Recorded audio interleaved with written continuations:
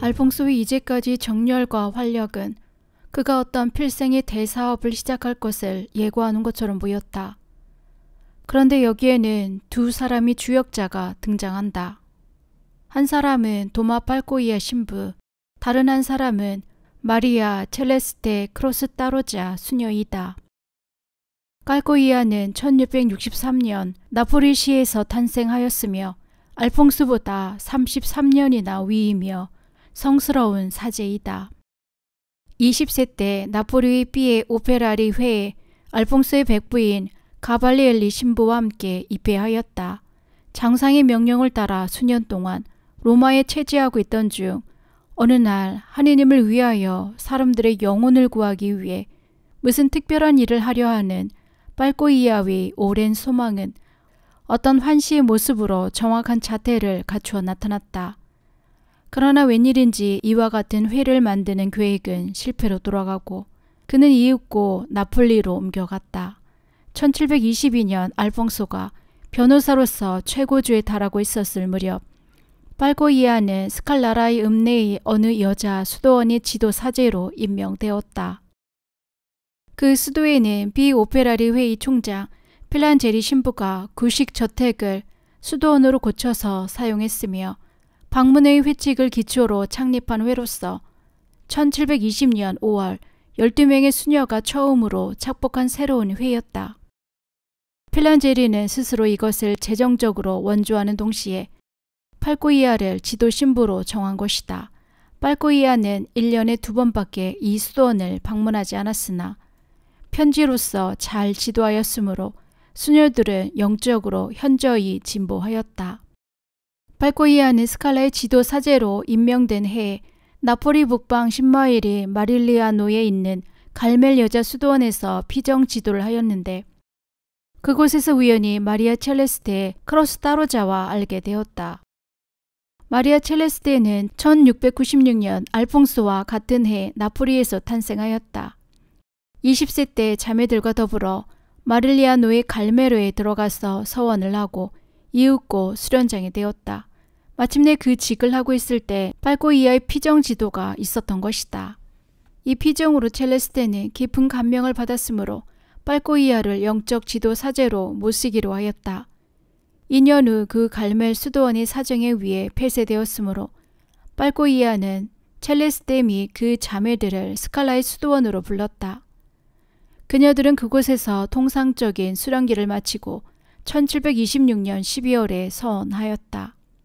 첼레스테는 스칼라에서 수련 중 하느님으로부터 파격적인 은혜를 받았다.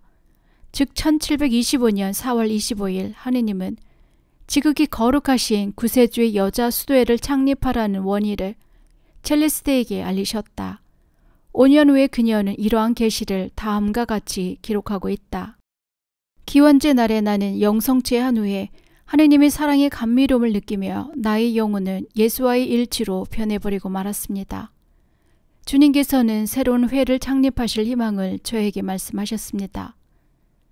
그것은 주님께서 인류를 위하여 행하신 모든 모범을 세상 사람들에게 뚜렷이 생각해낼 수 있도록 하기 위해서 회를 창립하는 것이었습니다.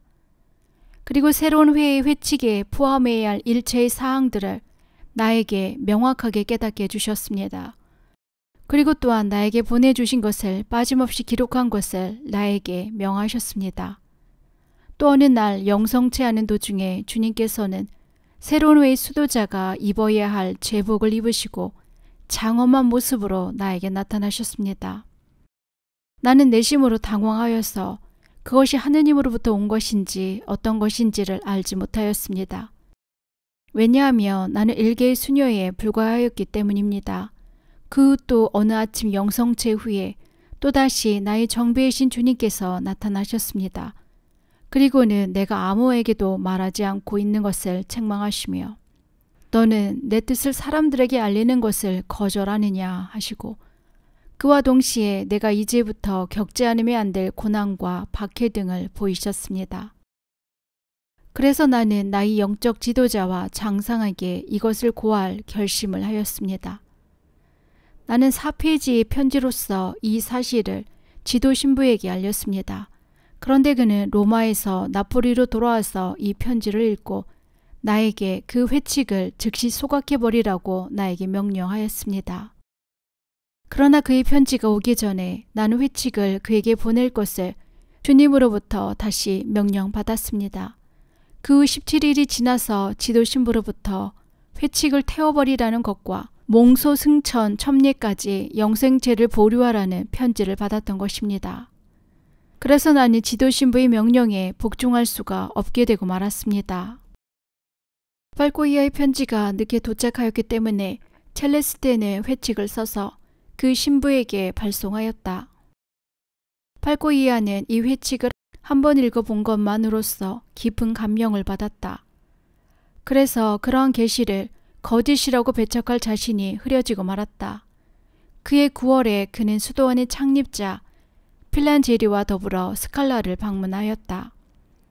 그는 수녀의 한 사람 한 사람으로부터 경위를 청취하고 그 계시가 첼레스테 한 사람에게만 내린 것이 아니라는 것을 알았다. 그는 그 나폴리에 돌아와서 많은 신학자들에게 이 회칙을 보이면서 의견을 물었다. 신학자들은 모두 이 회칙에 담겨져 있는 예지에 감탄하며 이구 동성으로 이것을 찬송하였다. 이 계시의 진위를 확인할 최후의 수단으로서 첼레스테가 쓴 회칙을 그 수도 내에 있는 정신병에 걸린 어느 수녀의 머리에 올려놓아 보았다. 그러자 그 즉시 그 수녀의 정신병이 나았으므로 팔코이아와 필란제리는 확신을 굳혔으며 스칼라의 주교에게로 이 회칙의 내용을 허가해 줄 것을 청하러 갔다. 주교는 이에 동의하고 이 문제를 팔코이아와 필란제리에게 일임하였다.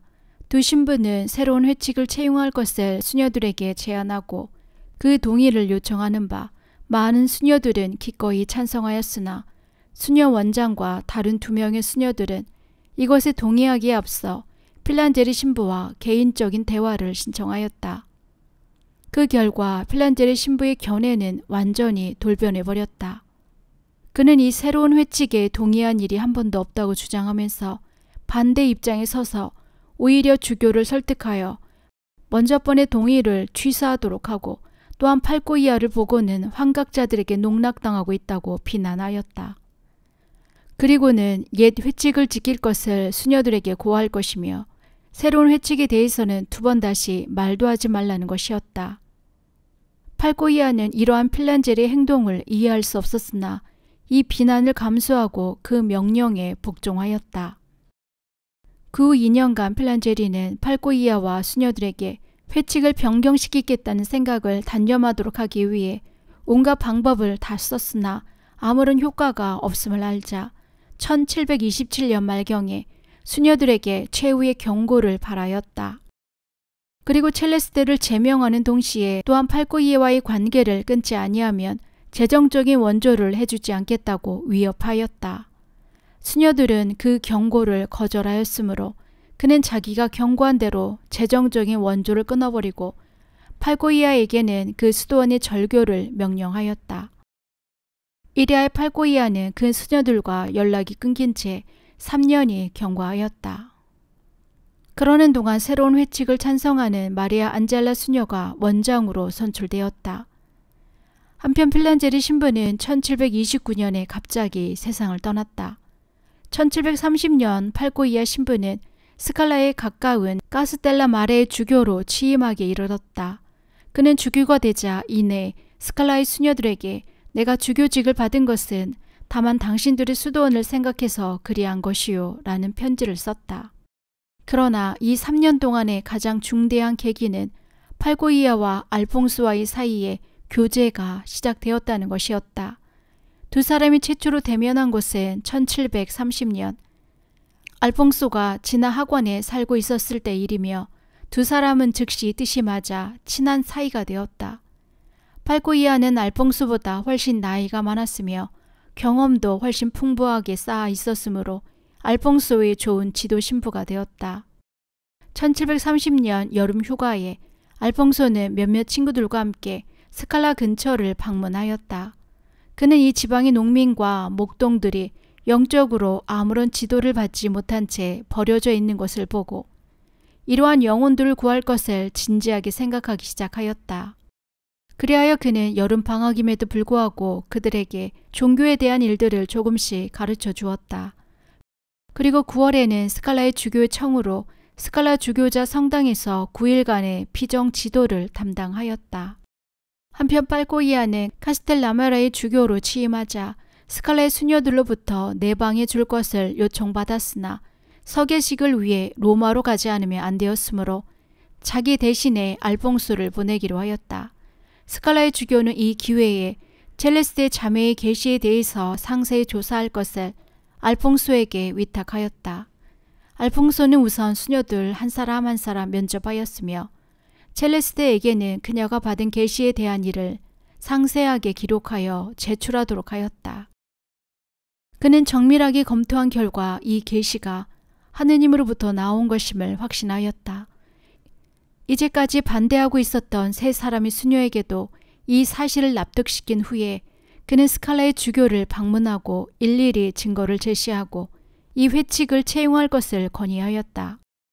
주교는 알퐁소의 판단에 일임하고 있었으므로 알퐁소는 다시 수녀들과 의논하여 그 다음에 1731년 성신 강림절에 새로운 회칙을 채용할 것에 대해 의견의 일치를 보았다. 이와 같이 하여 5년 동안 끌어오던 사건도 알퐁소의 손으로 단번에 해결해버린 것이다. 팔코이아가 로마에서 돌아왔을 때는 새로운 회칙의 조항을 정리하기만 하면 될 정도로 일은 진척되어 있었다. 그래서 그는 첼레스테에게 이것을 쓰게 하였다. 그녀는 전번과 마찬가지로 초자연적 은총을 얻고 2시간 동안에 그것을 다 써내고 다시 기적적인 은총으로 도움을 받아 회칙의 세목이 될 회원을 써냈다. 이 회칙을 심사하고 정식으로 인가하는 것은 이 수도에게 속해 있는 스칼라 교구 주교의 권한이었으나 스칼라의 주교는 이것을 팔코이아와 알퐁소에게 위임하였다. 그리하여 1731년 5월 13일 성신 강림절에 스칼라에서 새로운 회칙을 실시하고 3개월 후인 8월 6일 그리스도의 현성용 축일에는 새로운 회칙이 제정된 새로운 수도복을 착용하였다. 새로운 수도의 탄생 후에도 알퐁소는 수녀들의 묵상을 지도하고 혹은 훈화를 해주고 서면으로 각 개인을 교시하는 등 그들의 성장을 돌봐주었다. 팔코이아는 알퐁소의 성공을 축복하고 자기의 옛 꿈이 그의 손에 의해서 완성된 것을 크게 감사하면서 가끔 알퐁소에게 편지를 보냈다. 그러나 이것은 두 사람의 협동이 아주 시초에 불과한 것이었다. 알퐁소는 스칼라의 여자 수도회가 창립된 이후로 다시 더 큰 사업을 위해 팔코이아와의 우정과 지도를 받게 된다. 1731년 8월 스칼라의 수녀에서 새로운 회칙에 의한 수도복을 수여하는 착복식이 끝나자 알퐁소는 큰일이 일단락지어졌으므로 무거운 짐을 내려놓는 기분으로 매일같이 설교와 9일 기도와 피정을 지도하는 등 그 전에 하던 일을 다시 시작하였다. 스칼라의 수녀원 착복식으로부터 2개월 후에 마리아 첼레스타 수녀는 새로운 계시를 받았다. 이번에는 남자 수도회를 창립하라는 것으로서 이 회의 목적은 구세주를 모방하고 가난한 사람들에게 설교하는 사도직에 헌신하는 것이었다. 이 사실을 첼레스테는 자기를 3인칭으로 하여 다음과 같이 기록하고 있다. 1731년 10월 3일 아시시성 프란치스코 축일의 전날 밤이었습니다. 예수 그리스도께서는 영광 중에 세레핌과 같은 프란치스코와 알퐁소 리고리오 신부를 동반하시고 나타나셨습니다. 주님께서는 그 수녀에게 알퐁소를 가리키면서 이렇게 말씀하셨습니다. 이 자는 나의 회의 머리로 선출한 사람이다. 그는 남자 수도의 최초의 장상이 될 것이다. 그리고 그 수녀는 하느님 안에 그 사업이 완성되는 것을 보았습니다. 그 수녀는 남자 수도회를 위해 성주로부터 계시받은 모든 사항을 자기 영적 지도 신부에게 설명하였습니다. 팔코이아 주교는 첼레스테로부터 이 편지를 받았으나 첫 번에는 이것을 신용하지도 않고 또 지지하지도 않았다. 그래서 그런 일은 잊어버리고 종전과 같이 자기 성화의 길을 걸으라는 권고의 답장을 써보냈다. 주교는 전번의 계시가 성가신 사건을 자아냈으며 결국은 알퐁소의 판단으로서 좋은 결과를 가져오긴 하였지만 또다시 그러한 성가신 사건에 휘말려 들어가는 것이 싫었던 것이다. 그러나 주교는 생각하면 생각할수록 양심상으로 이 사건을 무시할 수가 없게 되었다. 그는 머리에는 몇 년 전에 아직 자신이 로마에 있을 때 본 환시가 문득 떠올랐다. 그것은 구세주의 이름 아래 남자 선교사 수도회가 가장 버림받은 사람들을 위하여 일한다고 하는 환시인 것이다. 마침내 주교는 다른 일은 뒤로 미루고 우선 스칼라에 가서 이 새로운 사건의 발전을 지켜보기로 하였다. 주교는 스칼라를 방문하고 어느 정도 확신을 얻었으므로 1731년 11월 4일 스칼라에서 알퐁소에게 다음과 같은 편지를 쓰고 있다. 나는 나폴리로 가면 당신에게 중대한 사건을 이야기하지 않으면 안 돼요. 당신은 이후로부터는 이 사건에 어떤 관계를 가지게 될 것이기 때문이요. 라고. 한편 알퐁소는 이 주교의 편지를 받기 전에 이미 10월 25일부터 스칼라의 원장 수녀로부터 다음과 같은 편지를 받고 있었으므로 더욱더 호기심이 일어났다. 마리아 첼레스테 수녀와 콜롬바 수녀는 어느 중대한 사건에 대해서 당신에게 편지를 쓸 예정이지만 아직 그 두 수녀는 편지를 쓸 허가를 받지 못하고 있습니다. 당신이 만일 그 이야기를 듣는다면 내가 아직 당신에게 아무것도 말하지 않았다고 해주십시오.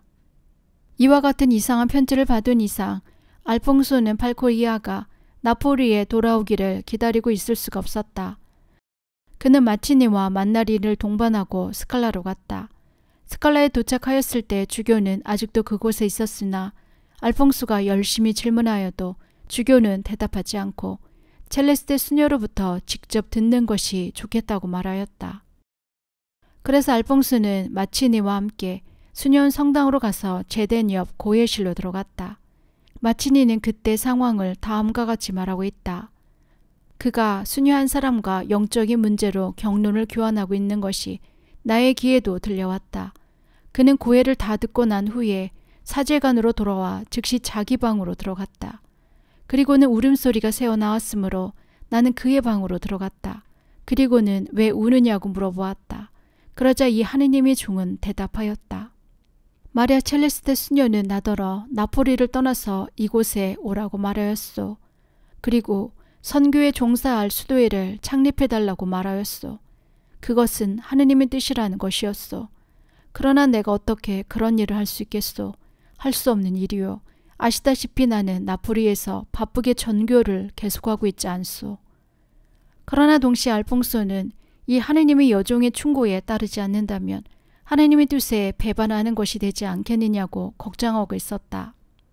여러 가지 근심 때문에 그의 마음은 무거워지고 당장이라도 쓰러질 것만 같았다.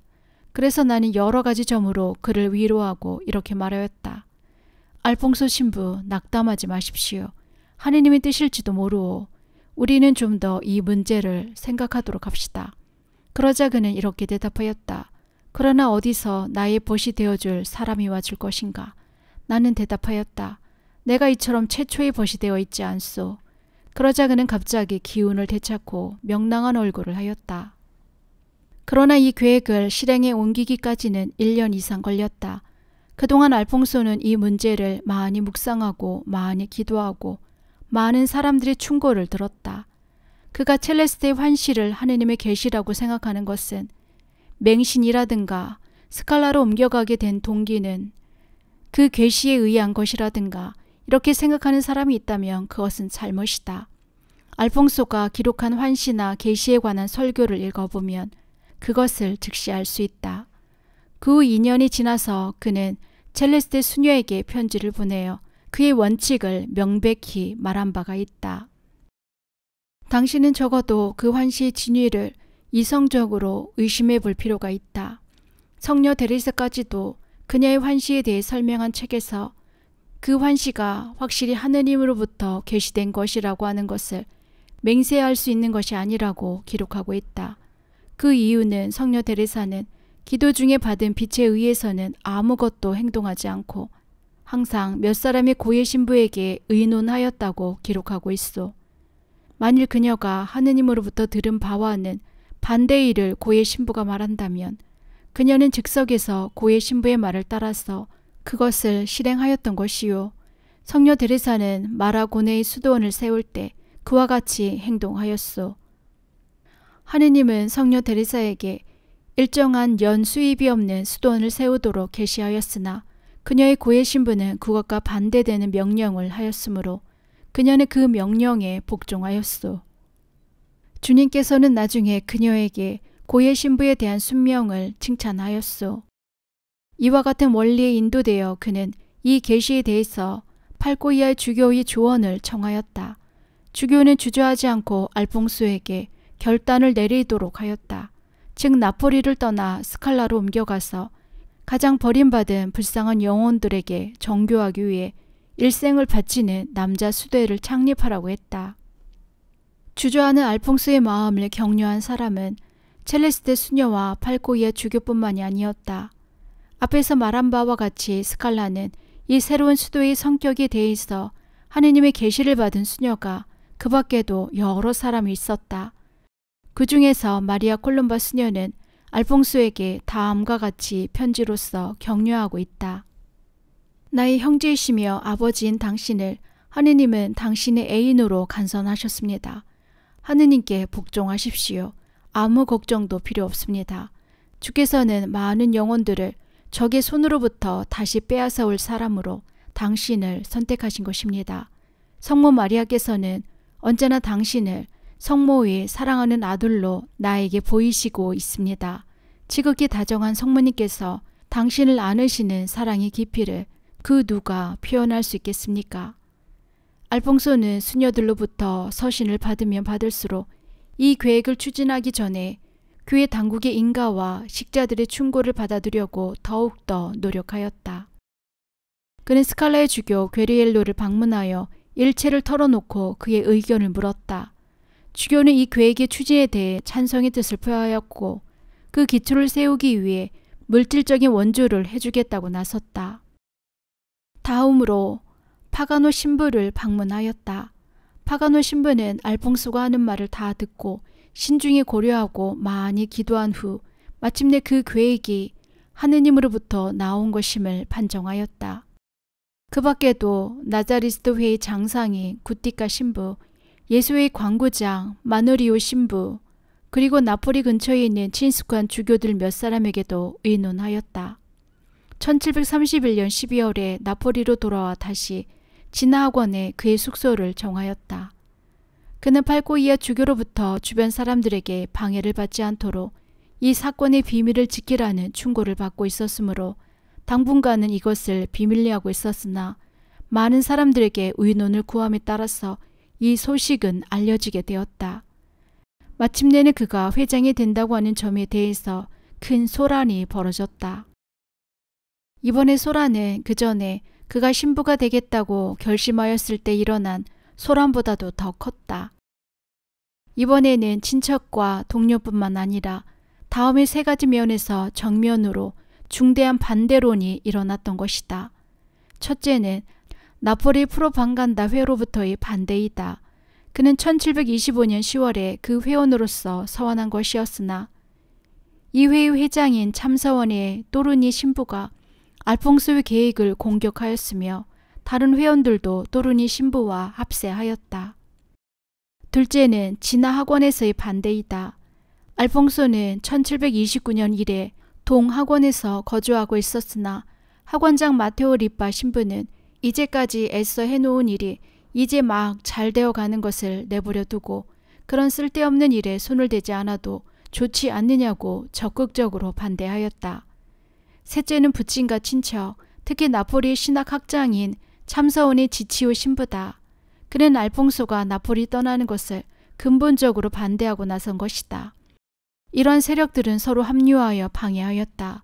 그들은 시골 사람들에게 설교하는 그런 회를 만든다는 것은 쓸데없는 일이라고 조소하였다. 그러나 그들의 반대가 아무런 효과도 나타내지 못한다는 것을 알자 그들은 알퐁소가 너무 젊기 때문에 그런 일을 할 만한 경험이 없다고 반대하는 동시에 더욱이 그 전에 나폴리에서 화제가 된 그 몽상가인 여자에게 현혹되었다고 말하면서 반대론을 내세웠다. 스칼라에서 새로운 모험을 시작한 데에 대해 여러 가지 반대론이 제기된 그 배후에는 알퐁소를 아는 사람들이 모두 갖는 하나의 공통적인 감정이 있었다. 그것은 나폴리 사람들이 알퐁소를 놓치고 싶지 않다는 것이다. 그는 나폴리에서 많은 성공을 거두었으며 그리고 그의 동료들은 그를 큰 자랑으로 삼고 있었다. 나폴리 프로파간다에 있어서도 진화학원에 있어서도 알퐁소를 내놓기가 대단히 아까웠기 때문에 그의 새로운 계획에 대해서 반대하였던 것이다. 반대자들은 다만 입으로만 투덜대거나 알퐁소에게 불평을 하는데 그치지 않고 스칼라로 가는 길을 방해하기 위해 실질적인 수단을 강구하였다.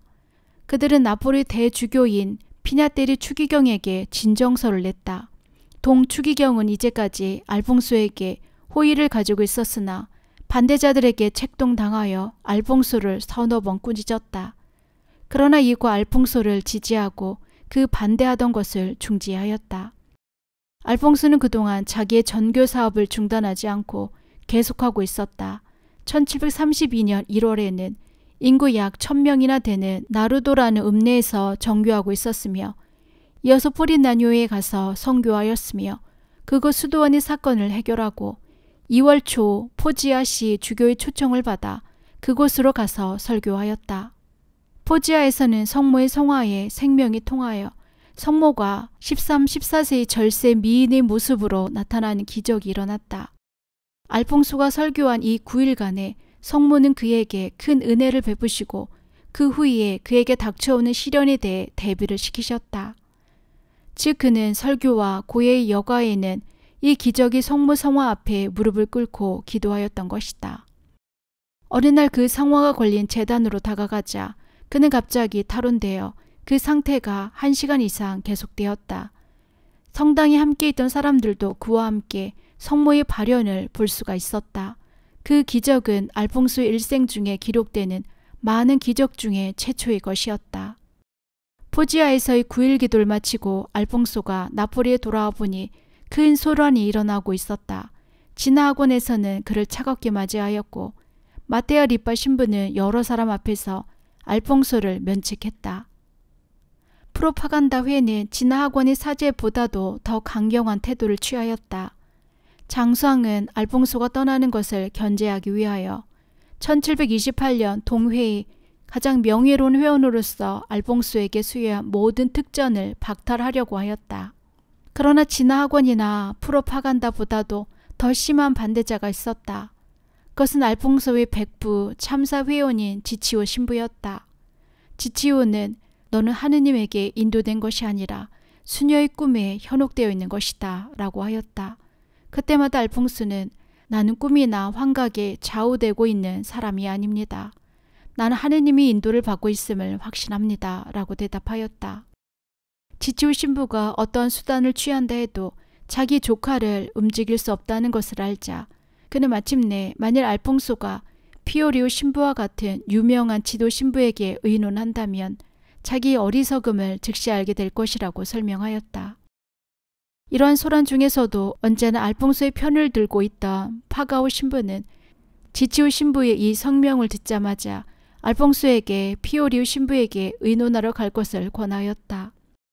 피오리오 신부는 성스러운 도미니코 회원으로서 세상에 널리 알려진 사람이었으므로 그가 알퐁소의 계획에 찬성해 준다면 지치오 신부의 노여움을 풀어줄 수 있을 것이라고 파가오 신부는 생각하였던 것이다.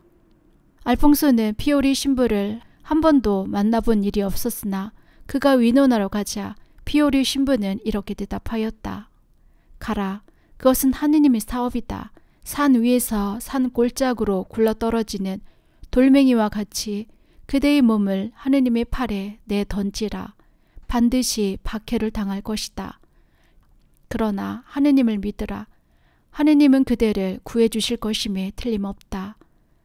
그러나 피오리의 신부는 나폴리에 있어서의 자기의 사업에 누를 끼치고 싶지 않았기 때문에 나폴리 사제단의 반대를 초래하지 않게 하기 위해 알퐁소에게 자기 이름을 내지 말라고 부탁하였다.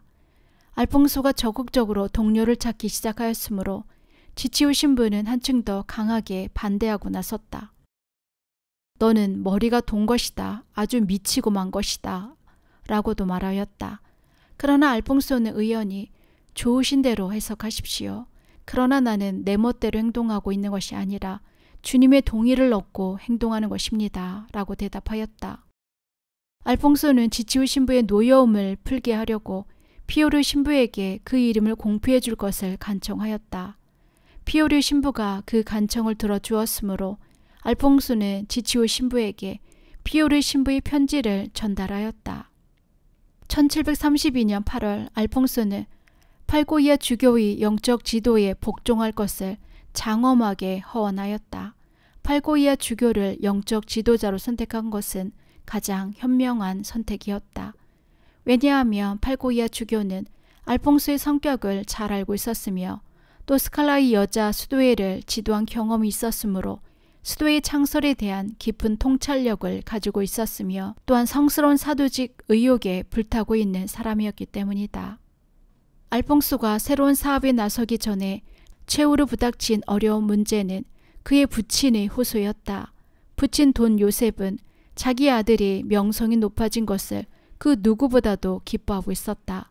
그 전에 자기 아들이 법률가로서 명성을 높여줄 것을 기대하고 있었던 부친은 지금 알퐁소가 교회 분야에 있어서 보다 더 명성을 높여가고 있는 데 대해서 큰 기대를 가지고 있었다. 그러나 이 기대가 어긋나게 된 것을 알자 부친은 타고난 그 완고함을 다시 드러내고 알퐁소의 앞길을 가로막았다. 나폴리에서 자기 아들에 대한 욕설이 떠돌고 있는 것을 알자 그는 귀족인 리고리오 가문에게 중대한 불명예라고 생각하였던 것이다. 그는 아들을 나폴리에 머물러 두게 하기 위해 그 전에 사용했던 바와 같은 수법을 사용하였다. 미친 녀석, 오만하고 편협한 이 거짓말쟁이. 나폴리 사교계에서 알퐁소에게 던져지고 있는 악평을 한꺼번에 사용하면서 그 부친은 알퐁소를 비난하였다. 그러나 알퐁소가 계획을 변경하지 않고 나폴리를 떠날 날이 다가왔으므로 부친은 마침내 최후의 수단을 강구하였다. 즉 알퐁소가 자기 방에서 휴식을 취하고 있을 때 부친은 큰 소리로 슬피 울며 들어와 아들 옆에 앉으며 아들의 팔을 얼싸안고 마구 흔들며 울음 섞인 목소리로 이렇게 말하였다. 내 아들아, 나의 귀여운 알퐁소야. 어찌하여 나를 두고 가려느냐. 어찌하여 나에게 슬픔만 주려는 거냐. 3시간 동안이나 아들을 붙잡고 가슴이 메어질 것 같은 목소리로 호소하였다. 알퐁소는 나중에 그 당시의 일을 이렇게 수레하였다. 이것은 나의 일생 가운데 가장 큰 시련이었다.